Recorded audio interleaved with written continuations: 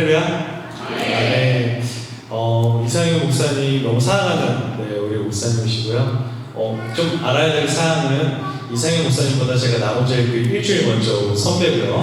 네. 목사 안수 1년 먼저 받은 선배입니다. 네. 제가 당연히 나이는 어리지만 그래도 선배다 라는 것을 말하고 싶었는데 되게 기절 먼저 사실 이제는 선배님이라고 불러야 될 것 같아요. 담임 목사님의 영성과 부목사의 영성은 많이 차이가 납니다.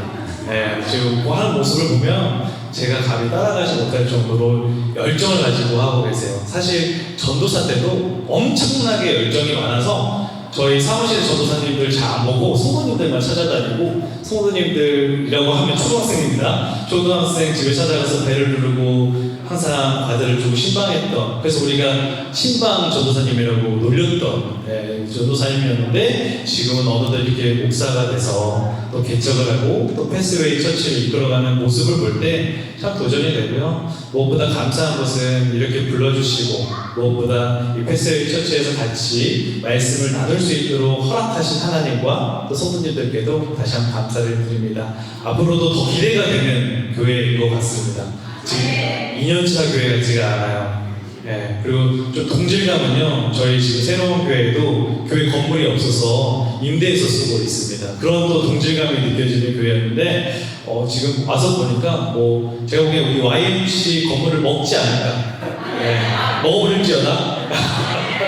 네, 앞으로도 하나님께서 주시는 부흥 안에서 더욱 성장하고 또 그 안에서 정말 믿음 안에 큰 행복을 누리시는 우리 패스웨이 교회가 되기를 주님의 이름으로 축복합니다. 저는 무슨 말씀을 나누면 좋을까를 많이 고민하다가 무엇보다 우리 기독교, 우리 크리스찬들의 싸움이 무엇일까를 고민하면서 결국에 믿음의 싸움의 문제를 같이 함께 나눴으면 좋겠다. 우리 성도님들이 걸어가는 믿음의 걸음이 너무 행복하고 너무 옳은 길이고 유일한 길이고 구원의 길이지만 그 길이 가는 데 있어서 항상 꽃길은 아니잖아요. 항상 평안하진 않잖아요. 힘겨운 시간이 있고, 또 이상현 목사님께서 방금 말씀하셨듯이 광야의 시즌이 있는데, 그때에도 믿음의 사람들은 어떤 걸음을 걸어야 할까? 오늘 특별하게 마가복음 4장에 나오는 예수님의 제자들과 예수님의 대화를 통하여서 우리에게 주시는 또 믿음의 결단들이 이루어지는 귀한 시간 되기를 간절히 소망합니다. 저는 함께 말씀을 나누기에 앞서서 성경이 말하고 있는 믿음을 잠깐 말씀드리고 싶어요. 오늘 찬양에서 또 이상현 목사님 기도에 인도할 때도 말했지만, 사실 히브리서 11장은 믿음장이잖아요. 근데 믿음장을 시작하면서 성경이 믿음을 무엇이라 말하고 있느냐, 우리 히브리서 11장 1절을 보니까 믿음은 바라는 것들의 실상이요 보이지 않는 것들의 증거니라고 말을 하고 있습니다. 이 말은 풀어 얘기하면 이것입니다. 우리가 걸어가는 걸음은 보이지가 않습니다. 주님께서 약속하신 것들이 우리의 진짜 육신의 시력에 보이지 않습니다. 그러나 믿음의 의인들은 어떻게 걸어간다고요? 보이지 않는 길을 주님께서 약속해 주셨기 때문에 보이는 것처럼 믿고 주님만을 신뢰하면 주님과 동행합니다. 그렇기 때문에 히브리서 11장 40절까지의 말씀을 보면 그 믿음의 의인들은 너무나도 옳은 길이었기 때문에, 하나님과 동행하는 길이었기 때문에 지치지 않고 그 걸음을 걸어갑니다. 그렇기 때문에 우리 성경에 믿음의 의인이다라고 기록되어 있겠죠. 오늘 우리는 그 말씀을 함께 나누기를 원합니다. 우리가 믿음의 의인으로서, 아브라함의 후손이고 믿음의 자녀로서 믿음의 걸음을 걸어갈 때 주님께서 우리에게 어떤 믿음을 요구하시는지, 그리고 그때 주님께서 우리에게 어떤 힘을 주시는지를 잠깐 말씀을 나누고 싶습니다. 사실 마가복음 4장에 나오는 제자들 4명은요 수제자들이었거든요. 주님의 놀라운 일들을 경험했거든요. 주님께서 행하시는 기적들을 또 경험했고요. 무엇보다 주님께서 주시는 권능으로 그들 역시 기적을 베풀 수 있는 사람들이었습니다. 그런데 오늘 주님께서 그들에게 무엇이라고 말씀하고 있습니까? 너희가 어찌 믿음이 없느냐라고 말하고 있다는 거죠. 워낙에 주님께서 왜 이런 말씀을 하셨는가? 그리고 그 현장 속에서 주님께서 제자들에게 진짜 원했던 믿음은 무엇인가를 나누는 가운데 우리 패스웨이 교회 성도님들의 마음속에 다시 한번 믿음의 결단이 이루어지고요. 무엇보다 우리가 참 믿음의 소유자, 그리고 주님이 주인 되어주시는 주님의 소유된 백성으로 설 수 있는 오늘 이 시간 되기를 주님의 이름으로 축복합니다. 한번 말씀 속으로 한번 들어가 보도록 하겠습니다. 오늘 이 말씀 속에 배경이 되는 이 풍랑 속에서 주님께 나에게 구해달라고, 그리고 너희가 어찌 믿음이 없느냐라고 하는 이 본문은요, 마태복음 8장에도 누가복음 8장에도 나오는 공관복음서 3개에 다 나오고 있는 말씀입니다. 성경에서 계속적으로 이런 동일한 말씀들이 반복되는 것은요, 굉장히 중요한 본문이라는 거죠. 오늘 본문 속에는 4명의 어부 출신의 제자들이 나옵니다. 주님께서 갈릴리에서 가버나움에서 엄청난 사역들을 하셨어요. 피곤하셨겠죠. 왜냐하면 인간의 몸을 입고 오셨기 때문에 피곤하셨을 겁니다. 그리고 그 사역을 마치고 이제는 갈릴리의 반대편으로 건너가고자 오늘 항해를 하고자 하는 거예요. 그런데 가는 가운데 어부 출신들이니까 나름대로 편안했겠죠. 주님께서 어떻게 하고 계시나요? 주무시고 계십니다. 제자들 역시도 이 정도쯤에 강을 건너가는 건 그들에게 아무 일도 아니었을 거예요. 그렇기 때문에 항해를 하고 있죠. 그런데 이상한 일이 벌어진 거예요.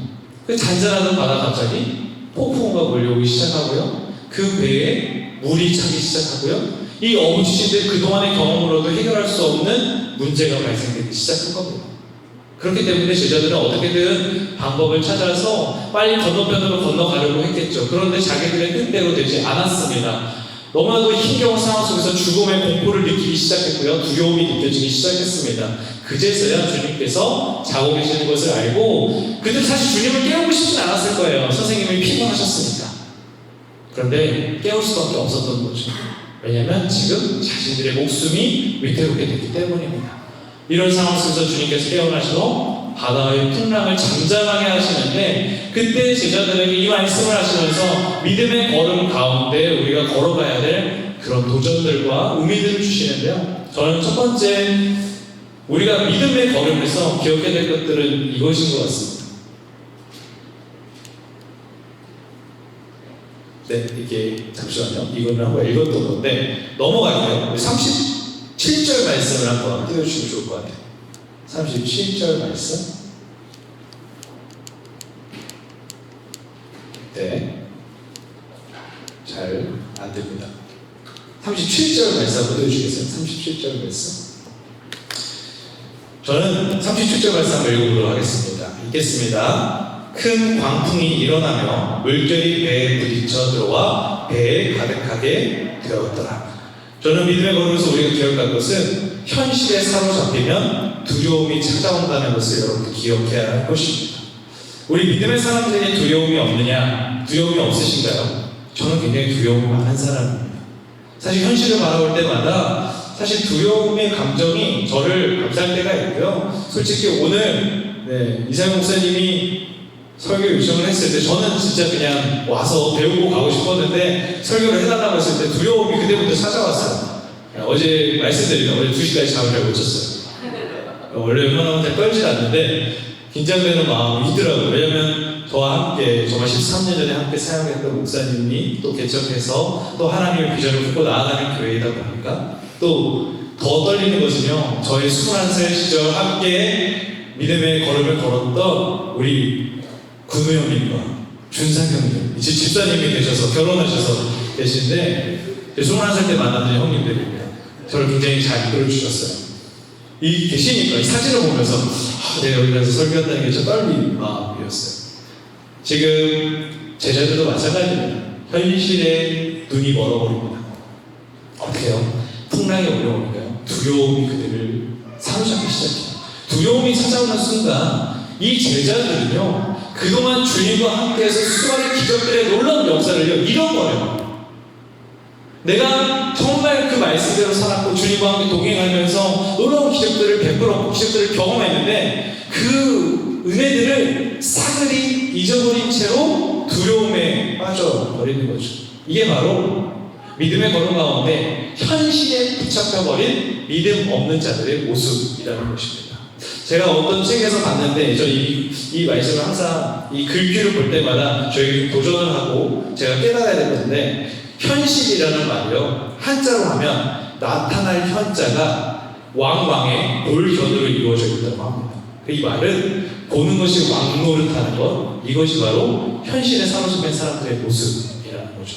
오늘 제자들은요, 그 광풍으로 배에 물이 넘쳐오르고 그 배가 침몰 위기에 닥친 그 현실 속에서 눈에 보이는 것이 그들의 왕노릇하게 되었고 그들은 두려움에 빠져버리게 되었다는 것입니다. 사랑하는 성도님들, 여러분들은 오늘 지금 어떤 눈으로 이 현실을 바라보고 있습니까? 그냥 진짜 내 눈에 보이는 지금 상황 때문에 두렵고 떨리고 걱정되고 불평과 원망 속에서 살아가고 있습니까? 아니면 현실 너머에 계시는 우리 예수 그리스도를 바라보고 계십니까?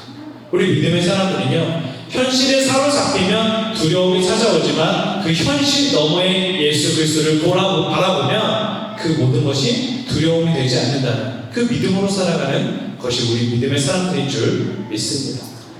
저에게 있어서 그 현실은요, 또 경제적인 어려움이 저에게 있었습니다. 제가 17살, 이제 고등학교 1학년 나이죠.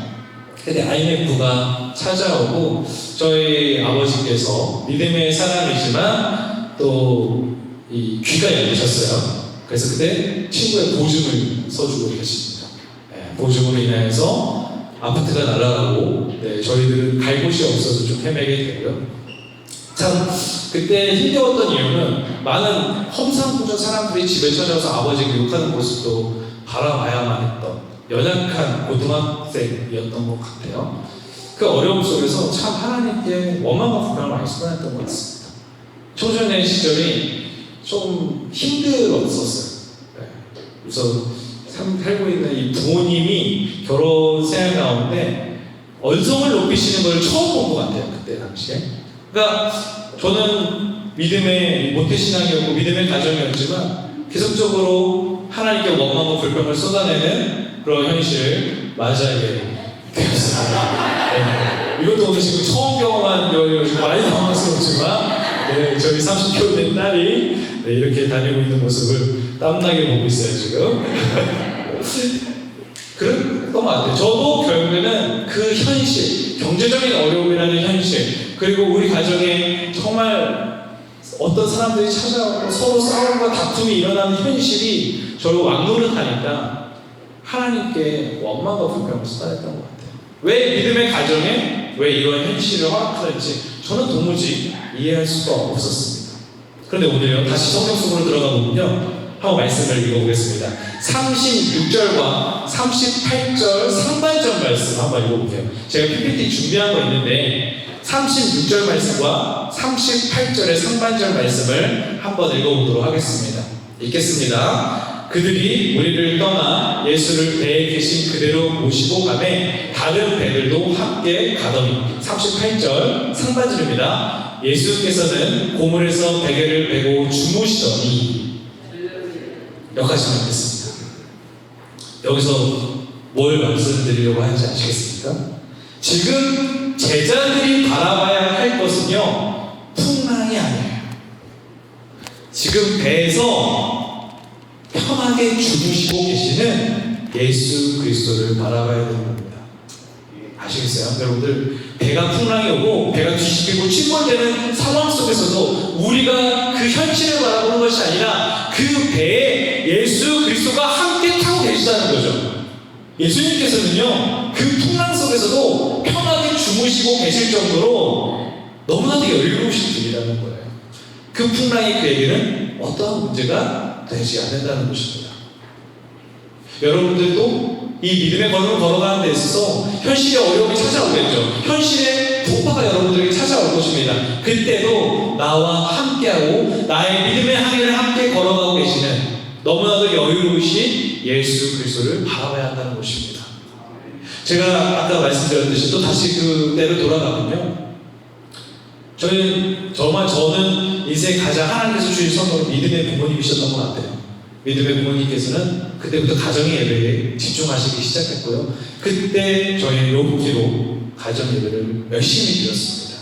그래서 저는 그때 주님께서 우리 가정을 사랑하신다는 것을 더 깨닫게 되었고요. 그리고 그 이후로 정말 이 사랑을 전하는 자가 되고 싶다고 해서 제가 이 자리에 있습니다. 자격이 있어서가 아니라 주님께서 그 받은 사랑을 전하는데 저를 사용하시기로 결정해 주셔서 이 은혜의 자리에 있는 것 같아요. 근데 또 이제 이 걸음을 걸어가면서 제가 나온자의 교회 사역을 마치고 제가 이제 34살에 신림동에 있는 왕성교회에서 사역을 하게 되었습니다. 작은 거처를 마련하고 제가 이사를 마치고 난 뒤에 부모님께서 이렇게 은혜의 말씀을 해주셨어요. 사랑하는 김 목사야, 17년 동안 17살부터 34살까지 하나님께서 우리 가정에 경제적인 풍요로움을 허락하신 것은 아니지만 너무나도 감사한 것은 나와 엄마가 육신의 어떤 질병 없이 건강하게 하나님의 사역을 감당할 수 있고 우리 가정이 믿음 안에서 굳게 서서 계속 이 믿음의 항해를 걸어갈 수 있다는 것, 하나님 떠나지 않고 하나님을 붙들고 갈 수 있다는 것, 이것이 하나님이 우리에게 주신 은혜가 아닐까라는 말씀을 해주셨어요. 정말 자그마한 단칸방 원룸이었지만 저는 그 말씀을 듣는 가운데 이런 깨달음을 했던 것 같아요. 너무 평범해서 부모님이 건강하시다는 게 너무나도 당연하게 느껴져서 그것이 하나님의 은혜인 줄을 몰랐던 것 같아요. 그제서야 하나님께서 나의 믿음의 걸음 가운데 한 번도 포기하지 않으시고 나와 동행하고 계셨고 나를 책임져 주고 계셨구나, 이것을 깨달아 넘어갔습니다. 성도님들, 현실에 사로잡히지 않으시길 바랍니다. 우리는 현실의 이 육신의 눈으로 현실을 바라보는 사람들이 아니라 믿음의 눈으로 현실 너머의 하나님의 역사를 바라보는 사람들인 줄 믿어요. 우리 패스웨이 교회가 지금 보이지 않아요. 1년 뒤, 2년 뒤, 아니 다음 주가 당장 보이지 않습니다. 그러나 우리가 믿음의 걸음을 그대로 걸어간다면 이 패스웨이의 믿음의 항해 가운데 함께 하시는 예수 그리스도께서 책임져 주실 것이고요. 현실의 어려움이 닥칠 수도 있겠죠. 막힐 수도 있겠죠. 그러나 그것조차 뚫어주시고 막아주시고 또한 이 패스웨이가 함께 한 몸으로 한 통을 이루어가지고 가라가는데 하나님이 여러분들과 같이 계실 거예요. 여유롭게 표정 지으면서 여러분들이 어떤 믿음의 걸음을 걸어가는지 지켜보아 주실 것입니다. 그렇게 걸어가는 우리가 되기를 간절히 소망합니다. 두 번째 믿음의 걸음 가운데 우리가 기억할 것은 믿음의 걸음에도 어려움은 찾아온다는 것을 우리가 기억해야 합니다. 우리 35절의 말씀 한번 읽어보겠습니다. 35절 읽어보겠습니다. 읽겠습니다. 시작. 그날 저물 때 제자들에게 이르시되 우리가 저편으로 건너가자 하시니. 우리가 저편으로 건너가자, 누가 말씀하셨습니까? 예수님께서 말씀하셨어요. 그럼 예수님께서 말씀하셨다는 것은 무엇이에요? 제자들이 가고 싶은 길은 아니었어요. 제자들이 가고자 주도적으로 끈 길이 아니에요. 주님께서 가자고 하셨고 순종하여 걸어간 사명의 길이고 또 주님과 함께하는 길이었죠. 그러면 풍랑이 찾아오는 것은 이해가 되지 않죠. 여기서 우리가 알 수 있는 것은요, 주님께서 가자고 하신 길, 사명의 길, 믿음의 길에도 어려움은 찾아올 수 있다는 것입니다. 오늘 어떤 어려움이 찾아왔을까요? 37절 말씀 다시 한번 읽어볼게요. 37절입니다. 읽겠습니다. 큰 광풍이 일어나며 물결이 배에 부딪혀 들어와 배에 가득하게 되었더라. 38절 말씀을 읽어보겠습니다. 읽겠습니다. 예수께서는 보물에서 베개를 메고 주무시더니 제자들이 깨우며 이르되 선생님이여 우리가 죽게 된 것을 돌보지 아니하시나이까. 네, 어떤 상황이라고요? 죽게 된 것을. 지금 제자들은 죽음의 공포를 경험하고 있다는 거죠. 그런데 주님께서 가자고 하신 그 길에서, 성도님들, 우리가 믿음의 걸음을 걸어간다고 해서 우리에게 언제나 평탄한 길이 허락되어 있지 않다는 것입니다. 여러분들은 지금 지난주가요, 우리 전교인 수련회를 했습니다. 또 예배의 자리를 지키고 있고요. 여러분들은 이 평일에 또 세상 속에서 여러분들은 믿음 자로서 서기 위해서 최선을 다하고 또 최선을 다하고 그 경건의 걸음을 걸어가기 위해 노력할 것입니다. 그런데 그렇게 노력하고 예배드리고 수련회 간다고 해도 우리의 걸음에 어려운 풍랑과 광야가 찾아올 수 있다는 것입니다. 여러분들, 신앙인에게 꽃길이 허락되어 있지 않아요. 여러분들이 주일에 예배를 드린다고 해서, 여기 청소년들이 있죠. 청소년들이 주일날 예배를 충실하게 드리고 한다고 할지라도 그들의 인생에 늘 합격만이 보장되어 있지 않아요. 불합격이 찾아올 수도 있어요. 우리가 이것을 그런데 인정해야 한다는 것입니다. 한번 히브리서 11장을 통해서 믿음의 사람들이 어떤 걸음을 걸었는지 알고 싶은데요. 우리 히브리서 11장 33절부터 34절의 말씀 읽어보도록 하겠습니다. 네, 읽어보겠습니다. 시작. 그들은 믿음으로 나라들을 이기기도 하며 의를 행하기도 하며 약속을 받기도 하며 사자들의 입을 막기도 하며 불의의 세력을 멸하기도 하며 칼날을 피하기도 하며 연약한 가운데서 강하게 되기도 하며 전쟁에 용감하게 되어 이방 사람들의 진을 물리치기도 하며. 히브리서 11장 33절부터 후반부는요 믿음의 사람들의 모습들을 보여주고 있어요. 믿음의 의인들의 이름이 기록되어 있는가 하면 11장 33절부터는 사실 이름도 기록되어 있지 않은 수많은 믿음의 의인들이 나옵니다. 근데 그 믿음의 의인들이 믿음으로 나라들을 이기고 의를 행하고 불의 세력을 멸하기도 하고. 누굴까요? 다니엘이죠. 이런 놀라운 승리의 스토리를 믿음 때문에 써주셨습니다. 근데 35절부터 37절 말씀도 한번 읽어보겠습니다. 읽을게요. 시작. 여자들은 자기의 죽은 자들을 부활로 받아들이기도 하며 또 어떤 이들은 더 좋은 부활을 얻고자 하여 심한 고문을 받되 구차히 풀려나기를 원하지 아니하였으며 또 어떤 이들은 조롱과 지칭질 뿐 아니라 결박과 옥에 갇히는 시련도 받았으며 돌로 치는 것과 톱으로 펴는 것과 시험과 칼로 죽임을 당하고 양과 염소의 가죽을 입고 유리하여 궁핍과 환난과 학대를 받았습니다. 35절에서 37절의 말씀을 읽고 있느라면 좀 힘겹게 느껴집니다. 왜요? 이 35절에서 37절의 이 일들이 왜 벌어졌을까요? 믿음 때문에요. 그들은 믿음 때문에 정말 심한 고문과 조롱과 채찍질을 받았고요. 여기 톱으로 편다는 말이 나오는데 이게 이제 외경에 보면 이사야의 승천에 보면 이사야가 어떻게 순교했는가? 므낫세 치하에서 톱으로 잘려 순교하는 일이 있었다고 외경서에서 이제 기록되어 있어요. 이 사람들도 믿음 때문에 벌어진 겁니다. 믿음 때문에 승리를 경험하기도 하지만 믿음 때문에 굉장히 힘든 고난과 광야의 시즌도 경험하게 된다는 것을 말하고 있습니다. 그러나 성경은 이렇게 말하죠. 이 사람들도 세상이 감당할 수 없는 사람들이다 라고 말을 하고 있는 것입니다. 여러분들, 우리가 믿음의 길을 걸음을 걸어가다 보면 정말 너무나도 행복한 일들, 정말 승리의 기적들도 쓸 테지만 힘겨운 일도 찾아올 것입니다.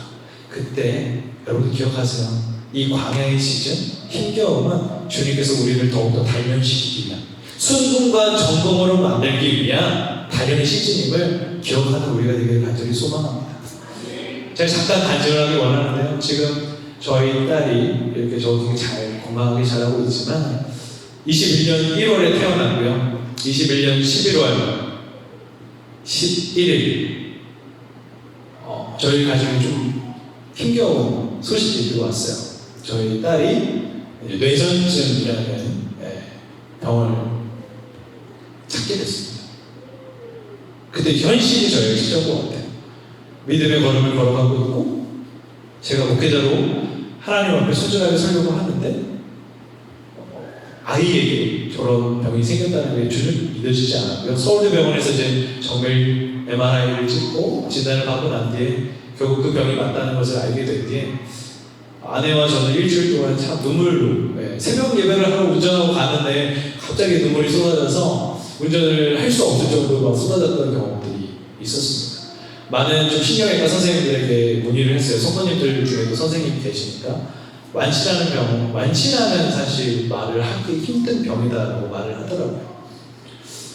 참 힘겨운 시즌이었는데요. 그때 많은 중보자들이 있었고 그래서 기도 요청들을 했어요. 그리고 올해 6월 27일에 다시 한번 뇌파 검사를 했고요. 7월 3일에 의사 선생님한테요.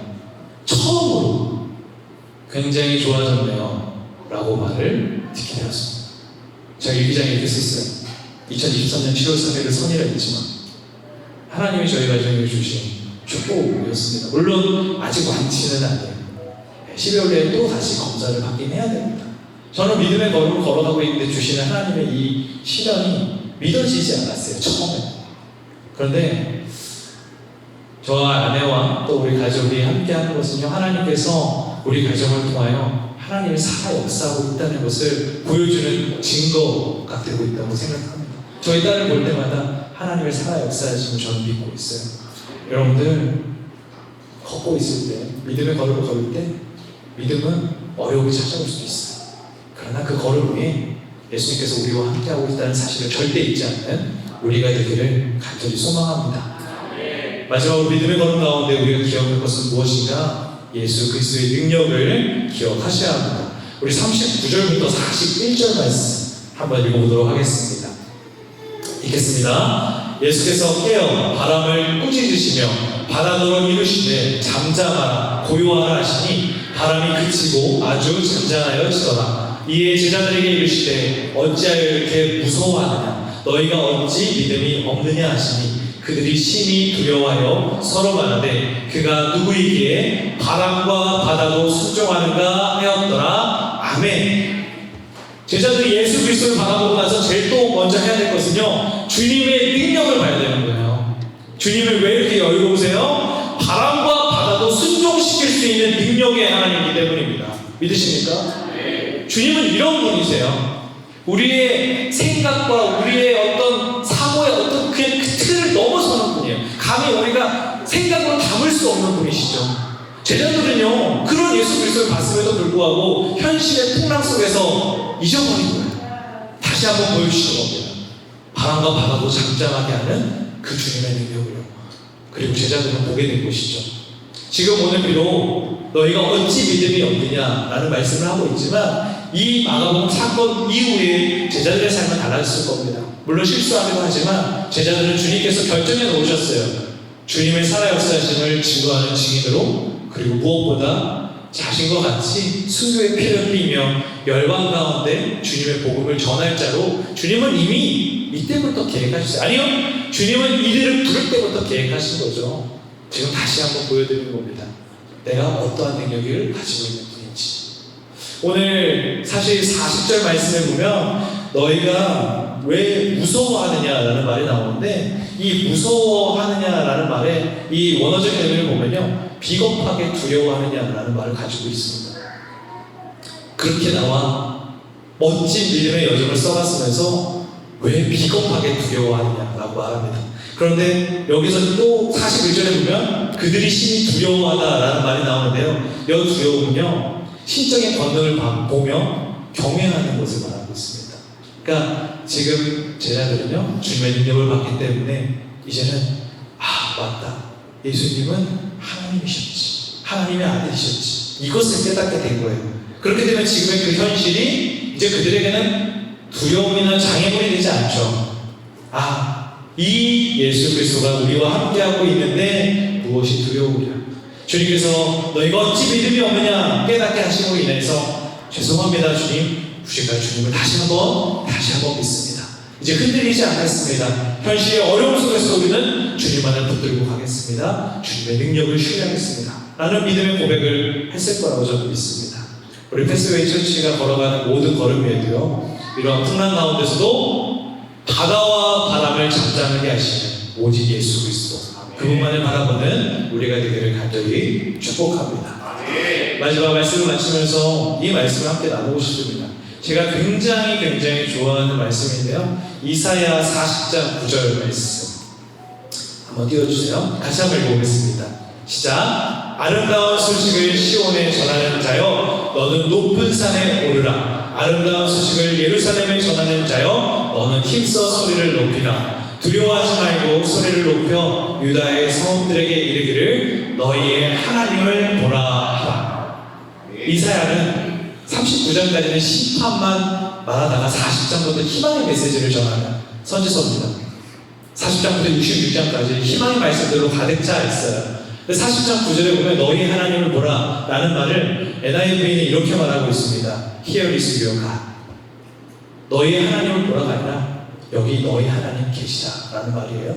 그리고 이 말씀 뒤에 우리가 너무나도 잘 알고 있는 이사야 41장 10절이 나오는데요, 이건 제가 읽어드릴게요. 두려워하지 말라, 내가 너와 함께하리라. 놀라지 말라, 나는 내 하나님이 되리라. 내가 너를 굳세게 하리라. 참으로 너를 도와주리라. 참으로 나의 의로운 오른손으로 너를 붙들리라. 40장의 고백이 있기 때문에 41장의 고백이 나오는 거라고 믿습니다. 우리 하나님 여기 계시기에 우리가 두려움 없이 나아갈 수 있는 것, 우리 하나님 여기 계시기 때문에 그의 의로운 오른손이 우리를 붙들어주는 것, 우리가 믿음의 항해 가운데, 믿음의 걸음 가운데 이 사실을 기억하신다면 우리는 절대로 현실의 왕노릇을 하게 할 수 없죠. 오직 우리는 주님과 동행하며 현실 너머에 계시는 주님과 함께 놀라운 기적을 경험하게 될 줄 믿습니다. 앞으로 패스웨이 처치의 믿음의 항해가 더욱더 기대되는 이유는요, 우리가 내일을 알 수 없는 것이지만 지금 우리는 믿음의 항해 가운데 주님을 바라보고 있고 주님의 능력을 믿고 있기 때문에 이 패스웨이 처치는 이제 1년 된 너무나도 유아한 어린 아이와 같은 교회지만 이제 5년, 10년을 넘었을 때는 정말 세상이 감당할 수 없는 멋진 믿음의 사람들로 하나님의 놀라운 사명과 비전을 이루게 될 줄 믿습니다. 앞으로도 우리 이상희 목사님과 패스웨이 처치를 기억하면서 함께 기도로 동역하도록 하겠습니다. 기도하겠습니다.